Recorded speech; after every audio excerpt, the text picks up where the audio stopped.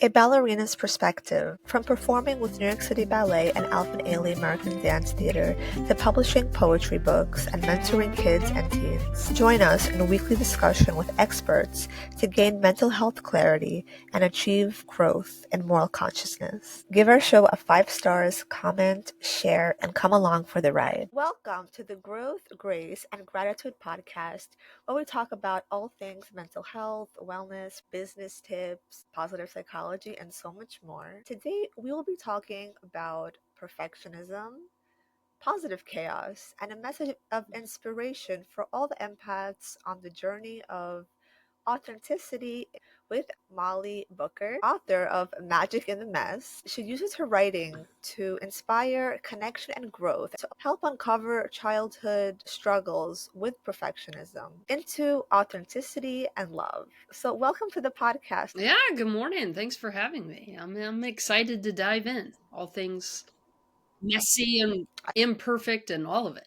There's always talk about bettering Yeah. yourself, which is a great thing, but it's also good to dive into what is perfectionism, and why don't we just start Mm. there? What is it, and why is it bad if it is actually bad? Yeah, I love starting there. I have worn that badge proudly for a very long time of perfectionist. That sounds great. Like I want to work towards perfect. And felt that in my faith, that we're working towards perfection, and I prided myself on that. I And it got me a lot of results. I've been pretty successful in the career path, and I've changed careers quite a few times, and each time, working really hard and showing up and really, making sure every box is checked. um, has done well in career. It's also done really well academically. I Oh, have 3 master's degrees, and I graduated from with all of them with honors. Perfectionism as a student works great to get great grades. But it's interesting. I was looking a few years back, and it was approaching the new year, and what do I want to take on? I love to pick a word every year, and it's usually a word that makes me uncomfortable.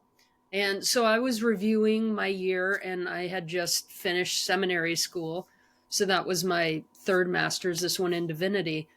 And I was looking at my year, and seeing, what worked really well and what areas did I feel a little stuck. And I looked as if there was anything limiting for me, it was how I was going about doing school.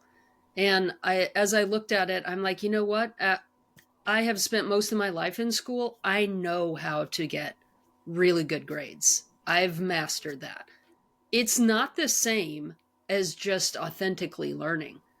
I realize that there's two different ways that I can show up. One is I can be curious, and I can write from my heart and write things that might be contradictory or disappointing to some. And I played it safe. Like I went for the grade, and I realized that this was becoming a prison, that I could only express myself in ways that I knew was going to be, acceptable or favorable, or, I wouldn't take many risks. And that just got stifling. So I decided to take a word that I really disliked, and a word that I wanted to keep a big distance from. And that word was messy. And I was just going to lean into getting a little messy. I liked my spaces all organized nicely. I liked everything checked off. And so for a year, I leaned into mess, and I realized just how much perfectionism kept me in these small boxes. And to me, letting some of those boxes go and expanding out, I mean, it changed my life. I can't even begin to say all the things that shifted once I allowed myself to step out of that, and get a little messy and make some mistakes and try things out. And wow, I'm a wow, completely different that's person. amazing. Thank you for sharing that. Yeah, I think it's so true. Like, especially when we're kids, it's a really healthy, holistic thing if we're taught to kind of play in the mess and embrace the mess, because then we're accepting the reality that, it's messy, things are messy, and it's okay to kind of invite yourself into the mess and play in the mess, because so often you see sometimes parents are so like overly obsessed with making sure their kids don't touch anything, and then the Mm, kids in a way they grow up in this subconscious fear to be like, oh, okay, I can't have any mess, I can't be imperfect, I have to be perfect. So I think it is also a very interesting lesson how like conscious parenting is also changing in a way that like parents' role, they're mm. able to kind of see their own inner child as they're raising their children, which is a beautiful thing. And then they're able to connect to that aspect, to invite those messy parts of themselves and accept those parts of themselves as they're raising children. So I think that's a beautiful topic that many of our listeners are like on this journey of either they're unlearning that kind of perfectionism, like you talked about, like they grew up in that environment or reality where that perfectionism can be seen as a good thing if it's not overwhelming. Because like for example, I grew up in the performing arts, and I grew up performing ballet, and I was dancing, going to different companies, going on tour, and I personally didn't have any problems with perfectionism because I always felt like I channel the energy of perfectionism like externally. So I wasn't focusing on the internal parts of perfecting my body or looks. I personally just never had that desire, but I know a lot of people have those struggles. I just wanted to Yeah. master the steps, to master the combinations or the variations, to connect beautifully with the music, to be able to do a good job. So I think it's interesting how perfectionism, if you externalize it and if you use it in a way that helps you master skill, maybe that's a better way to align with the idea of perfectionism, not to overwhelm your personal self and not to kind of internalize it. Yeah, it reminds me of kind of two things. How you do anything is how you do everything, and also how you relate to the issue is the issue. I I grew up really wanting to be good. Like I wanted to do things right and I wanted to please people, and I always wanted to color literally inside the lines. Like I wanted my crayons sharp and I wanted the picture to look just right. And I think what that perspective did for me was made it harder and harder to step out of any kind of lines. Like I wanted to be the good girl. I wanted to be the good kid. And so early on, I wanted to walk this line. And I think what that did is it had me stop like really experimenting. It had me stop um, really looking and getting kind of messy with my own self, with my authentic self-expression of, well, what if I don't wear my clothes exactly the way other girls are wearing them right now? What does that look like? I found it felt messy when I would step out of those lines, and I would experience rejection, and I didn't like want to stay in that uncomfortable space. So it was like, oh, I step my foot over the line and express myself in a way that felt authentic, but then there was like punishment for that. So it was like, I want to stay in the lines, to try to avoid that upset. What I found was there was a pain of staying in the lines, and that pain was abandoning myself. So compromising the way that I dressed to make others more comfortable. And then it just kept so that it didn't even occur to me to ask these questions. Like, well, what do I really think about that? Or it was just like, okay, this is success, is getting a master's degree, and it's getting a great job, and it's getting married to a man, and blah blah blah. um, I think that's how I ended up at 47 years old not knowing that I'm gay, because I never could step out of this, or I didn't give myself permission to. And for me, perfectionism got really tied in with that. So it certainly was a practice to say, I'm gonna step into this space where I don't know the answer, and I can't be perfect when I don't know. Like a beginner's mind almost of, well, I don't know exactly what my sexuality is, and that sounds embarrassing, and that sounds confusing, and what does that mean about the rest of my identity? It's messy, it's uncertain.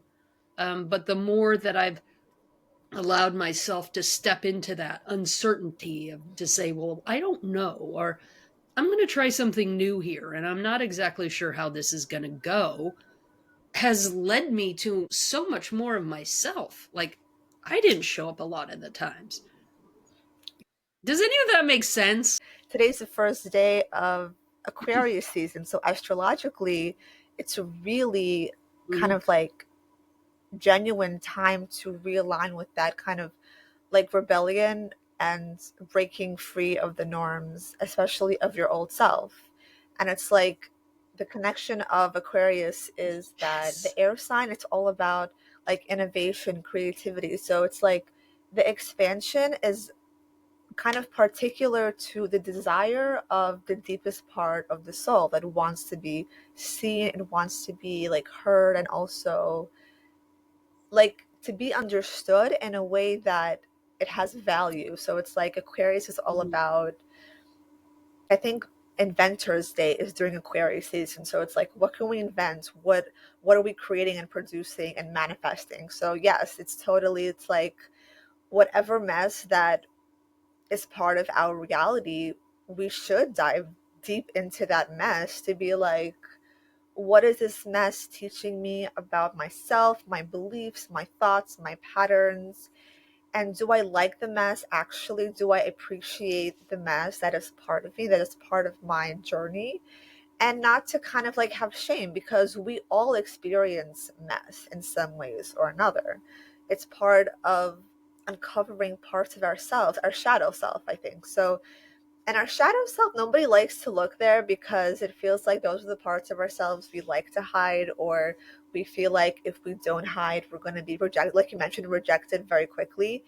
And I personally, I like the participation of like rejection, because I feel like having confidence within yourself, even within your mess, it's like I love that part of my personality, and I revel in it. So it's like when people Mhm. reject me, when I put myself out there, or perhaps I'm a little bit too like aggressive during friendships and I'm too honest or blunt, that people might feel like, oh, this is like too much. You have to not do that. So I'm like, oh, okay. So I'm not going to change myself. I can't like filter myself down or demean myself to, like you mentioned, people pleasing. I don't like people pleasing, and I have that awareness about myself that I don't want to people please. So I will be respectful, but to put yourself down in a way, it's like, no, no, thank you. And I know so many empaths are on this journey of recovering from narcissist abuse and narcissistic trauma. So it's like people often, narcissists will tell them like, you're too much, you're too big. And it's like, no, I'm trying to find my voice. And that requires a level of not people pleasing.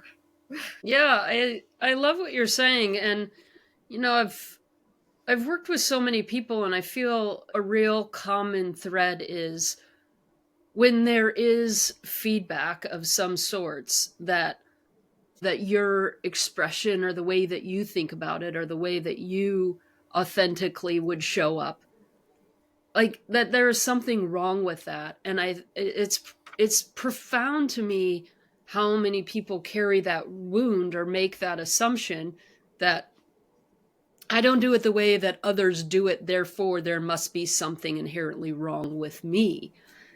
I find it fascinating that some are like, like, fuck you, this is me, like, go away then, and just carry this confidence. And others are like, oh gosh, I never want to show that part of myself again. Or, that we show up different ways with different people. I was talking with somebody yesterday, and they were talking about when they grow up, their older sister, by 15 months, became the smart one. And that's just like this identity that created in their family. Like she was the smart one. She learned to do stuff quick. So this other sister became the dumb one. And she's like, I grew up believing that my sister was really smart and I just wasn't. This was something wrong with me.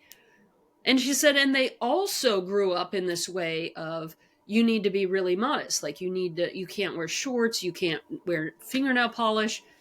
And she was like, whatever, and constantly wore fingernail polish. She would take her little markers and her crayons, and she didn't care if she got in trouble. So fascinating in one realm. It's like, no way, I'm totally doing this because it resonates with my heart. And in another realm, it's like, oh gosh, you're right, I am dumb. And that was like crippling for her. Into Wow. her 70s, it's been crippling.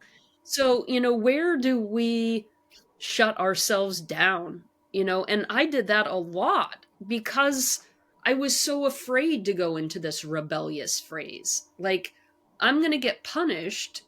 I'm going to get ostracized. Like, I'm going to get abandoned if I rebel and say, no, I disagree with you. And I think there's a lot of us that grew up in that parenting style that you're going to get, paddled, or you're going to get shunned, or you're going to get pushed aside if you don't do what you're told. And so then it becomes difficult later to say, actually, I disagree with you, or I don't see it that way, or if you think I'm too much, then you're not my tribe, you're not my people. But I'm not gonna, continue to minimize myself to fit in with you or to make you comfortable. And wow, have I done that a lot in my life. I have pretzeled myself, I have shrunk myself, I have contorted myself to make other Wow. people Yeah, I comfortable. think so many of us actually do that, especially as we have like attachment styles as we're growing up, and we're in a way Mm, programmed into those attachment styles. And then as we're growing up and evolving, some of us want to evolve in kind of higher dimensions, higher vibrations, and we're seeking something deeper. So we're going to kind of struggle with the attachment style that we've been given, and we're going to want to like shift and try to like, if it's anxious attachment or avoidant, we're going to try to like shift out of it because there is this innate desire to attach with secure attachment styles, to be accepted fully and to have that mm, self respect and boundaries and all of those good things that bring secure attachment styles to us. But then we also really struggle because if we were programmed in a toxic attachment style, it's so difficult to break out of it. Like you mentioned, if we're people pleasing and then we're going to be shunned, that's hugely catastrophic, and it's embarrassing, and it's all of the things because we were programmed like that, so we don't really know any other option. And I think this is a great opportunity to, especially as we're becoming adults and empaths who do struggle with this, it's to go into a deep dive of your personal attachment style and to like peel back the layers like mm, an onion and to kind of like understand how you attach and how you feel comfortable expressing yourself and expressing your desires, because we're like kind of taught not to express our desires, not to even have desires sometimes. So that's like a whole new thing and a whole new experience as we're evolving and growing up. So I think that's a really important part of like attention and growing and figuring out who we are, what we like, what we deserve, and to honor that. I think it's a really crucial part of becoming a holistic adult. yeah. Yeah. Um, yeah, you talk about attachment styles, and there was a few decades of my life that I really beat myself up the way that I, was showing up in relationship. I felt very needy. I felt very desperate. I felt um, like almost addicted in certain relationships. And like I just couldn't ever get enough. And, it made me feel like I'm too much and I'm not enough all at the same time. And it just, at the end of the day, these relationships caused me so much suffering. I would obsess about them and I'd worry about them. And how can I, what can I do? How can I effort, to belong? And I think one thing that I've come to see along, like, wow, these attachment styles really helpful just to name it. Like, wow, this is helpful to know this isn't something wrong with me here. But these are things that I'm trying to get, and the way that I'm trying to get them is just not working. But another piece that I've stumbled across that has been profoundly helpful is is practicing and playing around in the ability to change your mind. We have this definition of insanity, which is doing the same thing over and over again and expecting different results, right? We know that that is insane to keep doing the same thing over and over again. So it seems like the most sane thing to do is to try a new way. And can I think about this in a new way? Can I show up in a new way? And I find there are not a lot of spaces out there that allow us the opportunity to change our mind, to say, wow, this relationship that once really served me isn't serving me anymore. It has run its course. I have graduated from this relationship, this marriage, this friendship. Or could I change my mind about my identity, and how I like to express myself? Could I change my mind in my sexuality, or step more fully into it? Can I change my mind about what career that I find interesting? What I enjoyed doing when I was 20 is very different now that I'm approaching 50. And where are the spaces where we get to say, I'm not so sure about that anymore? This doesn't fit the way that it used to. Or I just want to try something new. Like, I picked up guitar this year. I've That's never ever played amazing. a musical instrument ever. And I declared that for myself. Like, I'm not a musician. I cannot sing. This is like a defined thing about myself. Well, now I've written Wow. some songs, and that's super fun. And I've played the guitar, and it's opened up this piece of creativity. So can we allow ourselves to be an artist, to be a writer, to be an author, to be smart, to be a musician, to be a baker, to be a chef? Like, can we just take on something new? Like, to me, That's that's like amazing. fun. Kids do it all the time. Like, today I'm a superhero, and tomorrow I'm a dinosaur. Like, because I That's said, amazing. Yeah, I love that. And yeah, and I feel like it's a right? lesson in gaining clarity from the mess. And I feel like that's ultimately the goal, because Yeah. if we talk about like positive chaos, like yes, there is negative chaos when a lot of times people have experience with like narcissists projecting their negativity and really creating so much negative chaos for the empath, whether it's like overwhelming or dehumanizing. So that's not productive or efficient. But there's also positive chaos, like you mentioned, you picked a guitar like from nowhere. Like that's so awesome and it's so cool. And like the idea of positive chaos, it's that chaos can lead to that space, yes, of creativity and to embrace different complexities to create new solutions and new goals. And it's like a rejuvenated kind of sense of self. And also, like, I remember when I did a course, I had a ballet program at Miami Ballet. It was for the summer course, and every day we have a teacher. And one day, like, we didn't have a teacher, so nobody came to the classroom. So we were kind of freaking out because, once a teacher comes in, everybody goes to bar. Everything is like order and structure, and there was no teacher. So like we had no idea what to do. Yeah. And in the first 5 minutes, we kind of like put our thinking caps on. Or like, why don't like you because they were like in the front, we can just start to do class by ourselves, and like we'll teach the first part of class, and then you guys in the Mm. back will teach censor. And then we kind of went from there, and it became like the most fun class ever. And that experience taught me so Mm. much about how to turn chaos and use it into positive chaos. And it's like, in a way, this gives you opportunity to, you're disrupting a system.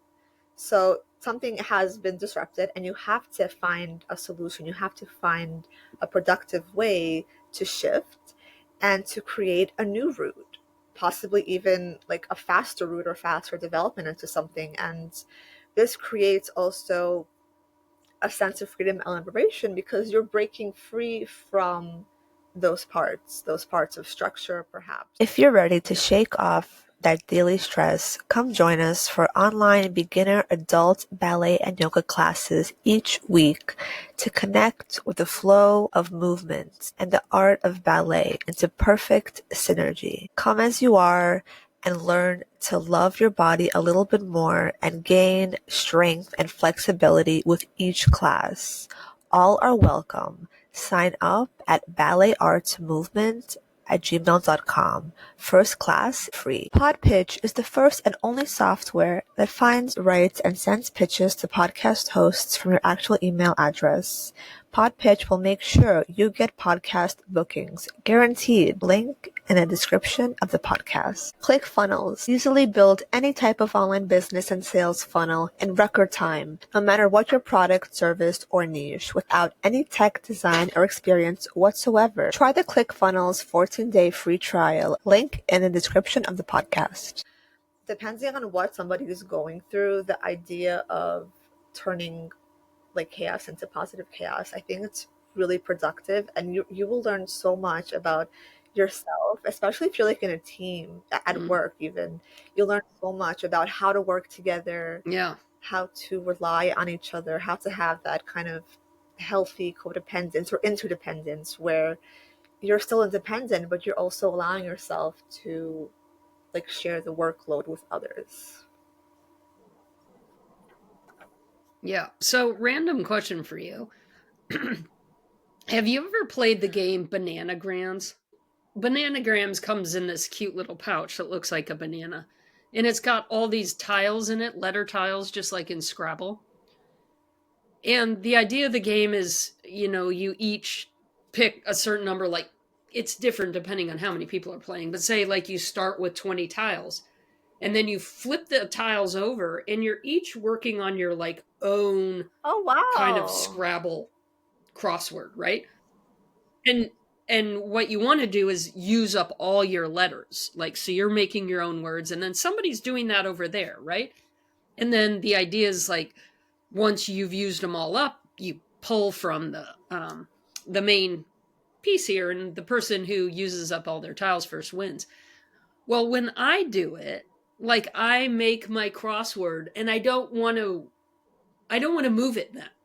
Like, I'm too worried, like, if I start over, then I'll be behind, or I will have wasted all this time and energy to what I did create. My wife, when she plays, she creates this whole thing, and then she can't fit one or two tiles. So she'll mix it all up and start all over again.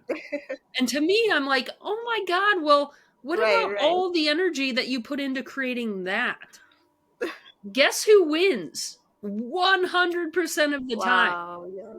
She does, right? She's just not attached to, oh, I created this thing, or I spent all this time and energy. Like, let me That's a start great again. Let me lesson. start again. Let me start again. And I think, um, Wow.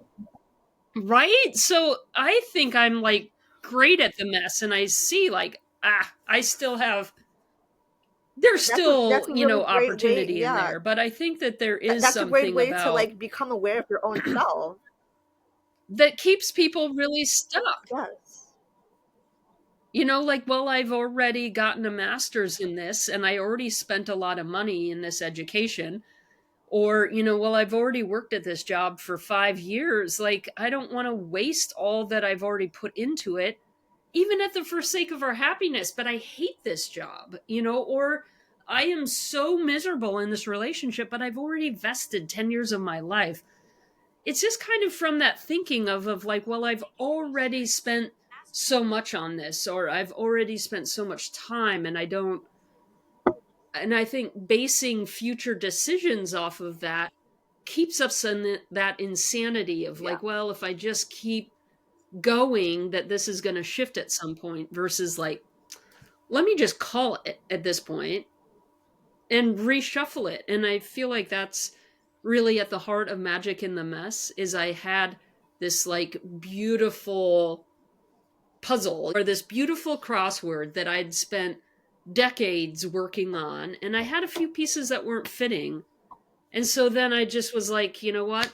I'm just going to start all over. And wow, something got created that it just wouldn't have been possible without letting go of some of that structure. And that structure for me was who I knew myself to be.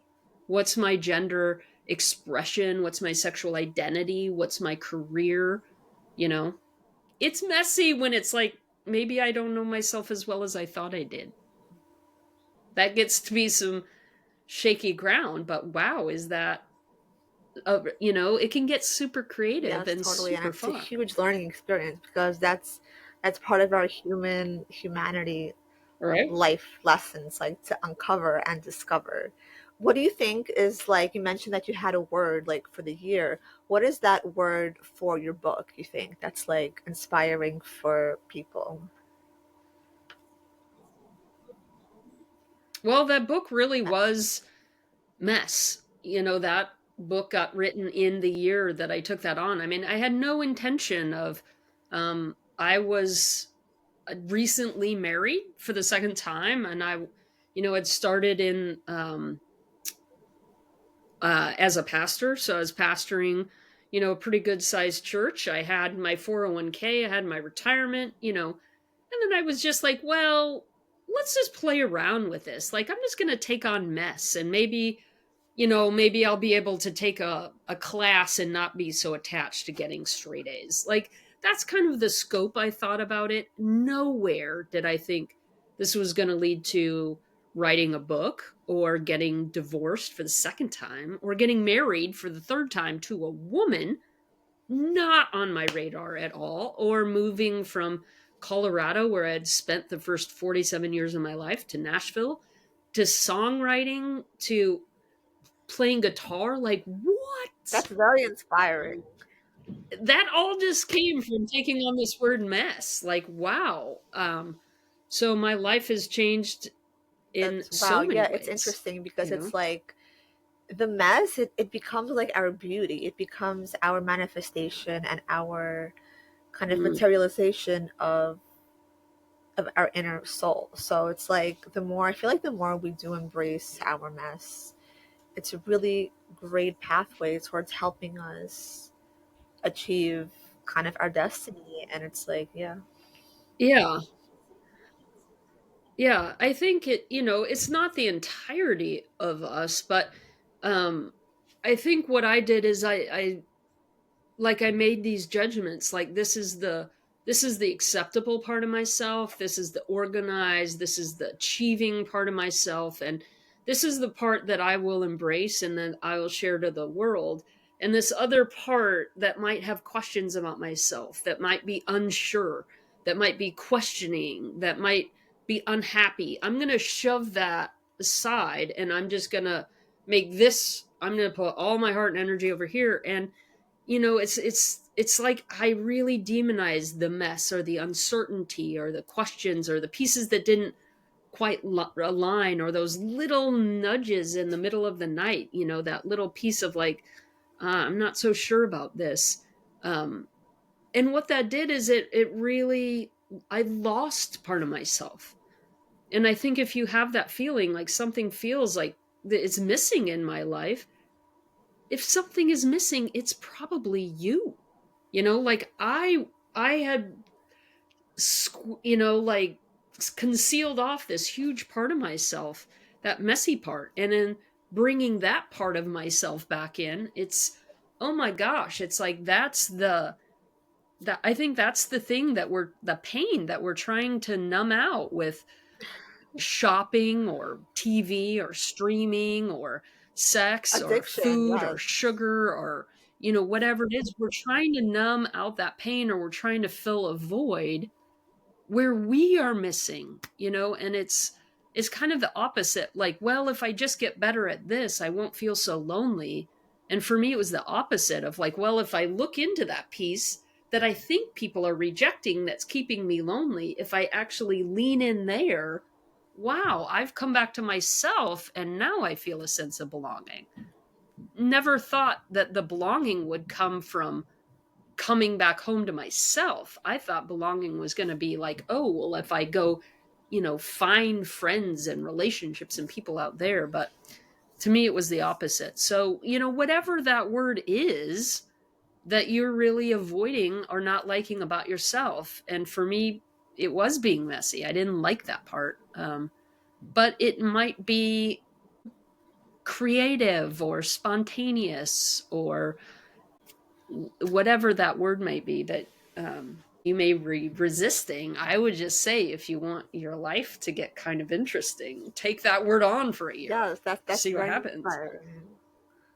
Maybe it's like sexy. Like, I don't know. I'm gonna try on sexy, or I'm gonna try on dancer. I would love to hear, for those listening, what are you gonna take on?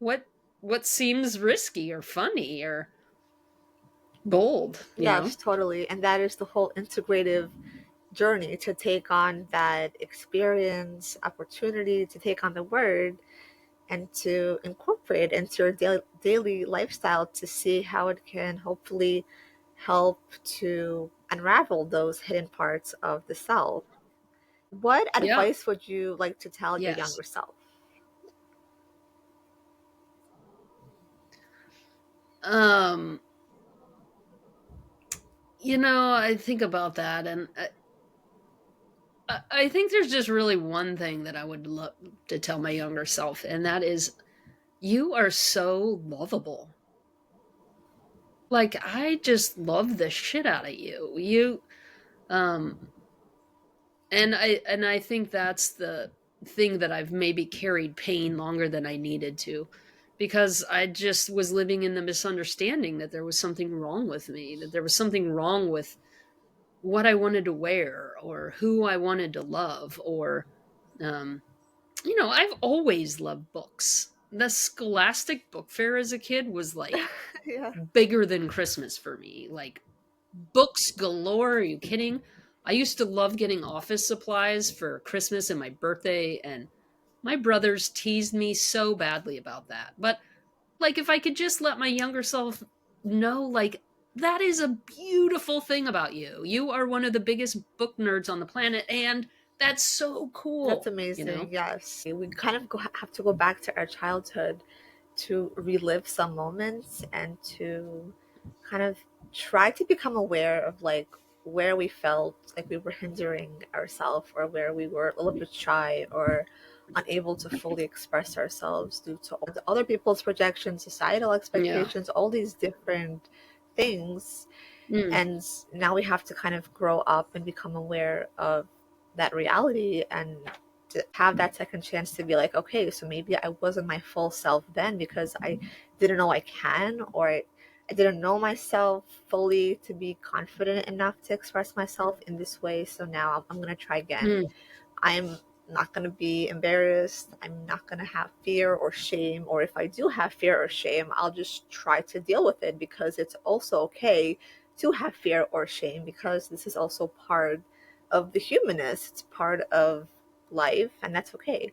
But as long as we're choosing to keep growing and keep evolving, and not sitting in our shame in a way that prevents us from becoming our best, happiest versions of ourselves, that's great. And like, there are many women who struggle with Mm. finding their sense of self-esteem. So how can a woman find their self-worth Mm. after being overwhelmed by their chaos? That's a good one. I think, I spent so much time looking for validation, approval, worth outside of myself. I look for it in relationships. Like, if I can just get this person to love me, then I'll be okay. Then I'll know that I'll be lovable, that I'll be good enough. Or, if I could just get this job, or if I could just get rid of these wrinkles, or if I could just lose this amount of weight, if it's like, if I could just, then I will feel how I want to feel. I will feel confident. If I weighed this amount, Yes, then, we all do that. then I'm going to Yes. feel sexy. It's like second Right. nature sometimes. And, and I just think you never get there that way. I don't think anyone has ever lost the magic amount of Now I'm weight to happy. say, oh, now I've got it. Now I am so confident in myself. Like that was the thing. Um, but to me, it's looking at the things that I find most disgusting about myself. Like, it's leaning into those and saying, what, um, there was a time when I could not look myself in the mirror. I felt like I was so ugly. Like, this was a truth, like everybody would know this to be true. And so one day I was like, okay, I'm not going to like hide from looking at myself. I'm going to figure this out. So I looked in the mirror. I was like putting my face so close. And I was like, what is it that I find so disgusting about my face? Like, let's just get real with this thing. And I looked in the mirror and I'm like, well, I don't think I like my nose. I'm like, okay, great place to start. What else? Like, what else makes your face disgusting? And I was like, well, I actually like my ears. I think that they're like a really good size. Like, they To fit my help you, play face. the And I was like, guitar. okay, that's a place, right? That's a place to start. And I kept coming back and I kept coming back. And it went from, I am disgusting to like, well, I'm not disgusting. Like, I don't get repulsed by looking at myself. So I'm not disgusting. And then it was like, I just don't find myself all that attractive, which is very different than I'm disgusting. And then, as I kept doing it, I kept looking and I'm like, actually, I think I'm going to change my mind here. I think I have a really cute face, actually. I like the way that my eyes look. I like my cheeks. I like my skin. It all, and now I walk into a space and I feel like I've got swagger. Like, I walk in and I'm like, That's okay, who great. do I want to talk to? Not who would possibly tolerate me. And that is the, the confidence in myself. And I've had a lot of confidence with my, physical image of like how I look. And the last thing I ever felt was sexy or confident. And um, I went to on a retreat last year and with a bunch of single newly out women, and we wanted to go to this lesbian bar and nobody wanted to talk to anybody. It was like, well, I'm desperate to meet somebody, but I don't know what to say. And I just went up to this whole group who were playing pool and was like, hey, what's up? Because I had decided, like, I'm Yes. attractive and I'm fun. And from that space, like, who wouldn't want to talk to me? We ended up all making great friends with the people there. But I think to, a long about answer to your question is that started that confidence to be able to walk into a room and like, I love who I am, like, I think I have a great face. I love how I look.